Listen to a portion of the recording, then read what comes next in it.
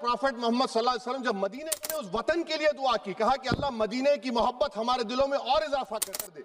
तो ये इस्लाम, मुसलमान होना, हमारे ईमान में मुल्क की मोहब्बत बीच में नहीं आती, उससे मोहब्बत है और रहेगी हमेशा, क्योंकि ये अजीम कुर्बानियां यहां पर शामिल नहीं आती। और मुल्क से मोहब्बत है और रहेगी हमेशा, क्योंकि ये अजीम कुर्बानियां यहां पर शामिल है। अजीम हिस्सा नहीं लिया, आज अगर वो वतन की मोहब्बत का दर्ज देंगे तो बड़ा गलत होगा। हुकूमत की तरफ से इस बात को रखा गया, मगर 30 से ज़्यादा MP यहाँ पर मौजूद नहीं है। मैडम, पहले तो मैं वज़ीर आज़म की इस बात की मजम्मत करता हूँ और उनको बताना चाहूँगा कि जिना के बारे में उन्होंने जो कहा था, हम तो जिना के सख्त मुखालिफ है, इसलिए भारत को अपना वतन माने।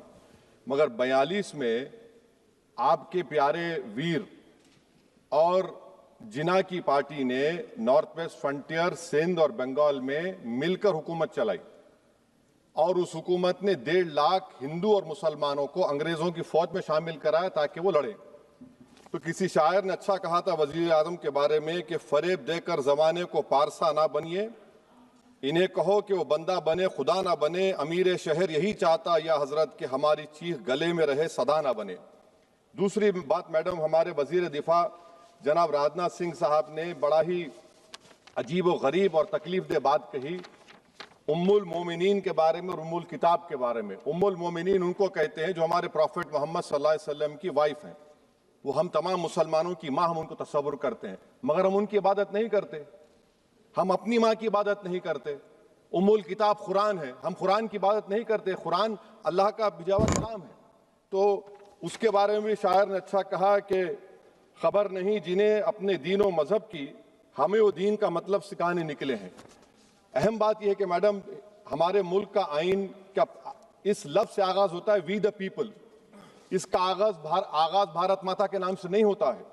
हमारे संविधान का जो प्रियम्बल है वो क्या कहता है? Liberty of thought, expression, belief, faith and worship.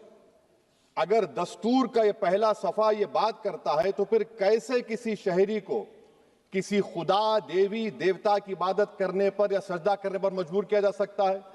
आप ही की पार्टी से आज की जो बातें हुई है इसी का बोल रही हैं। हमारे कॉन्स्टिट्यूंट असेंबली में मैडम एक मोहतरमा थी रोहिणी कुमार चौधरी ने एक तजवीज दी थी कि प्रियम्बल में किसी देवी के नाम से शुरू हो। उन्होंने खास तौर से वंदे मातरम का जिक्र किया, मगर उसको कबूल नहीं किया गया। फिर KV कामत साहब ने एक तजवीज दी कि इट्स सिटीजन्स को बदलकर हर सिटीजन्स किया जाए और खुदा के नाम से शुरू किया जाए, वो तरमीम को मुस्तरद कर दिया गया। हमारे संविधान का उसूल यह है कि भारत क्या है, उसकी अवाम है, अवामी कानून की मुसन्निफ है, अवाम की मर्जी से सबसे बालातर है, अवामी हाकिम है। मुल्क किसी खुदा, देवी, देवता, मजहबी इलामत के नाम से नहीं चलता, ना मुल्क किसी एक मजहब की मिल्कियत है। इसीलिए बाबा साहब अम्बेडकर ने क्या कहा था? उन्होंने मदर इंडिया के नजरिए को मुस्तरद किया। बाबा साहब ने एक नई इस्तिलाह वजह कर दी और कहा कि भैक्षित भारत, ये बाबा साहब अम्बेडकर ने कहा। अब मैडम, अगर मजहबी आजादी इस आइन का बुनियादी उसूल है तो सवाल ये पैदा होता है कि उस वक्त हमारे जो कॉन्स्टिट्यूंट असेंबली के प्रेसिडेंट थे जनाब राजेंद्र प्रसाद साहब ने किस बुनियाद पर वंदे मातरम को कौमी तराना करार दिया? ना तो कोई सेक्यूरिटी रेजोल्यूशन है इसके बारे में। मैडम, मैं आपको बताना चाहूंगा कि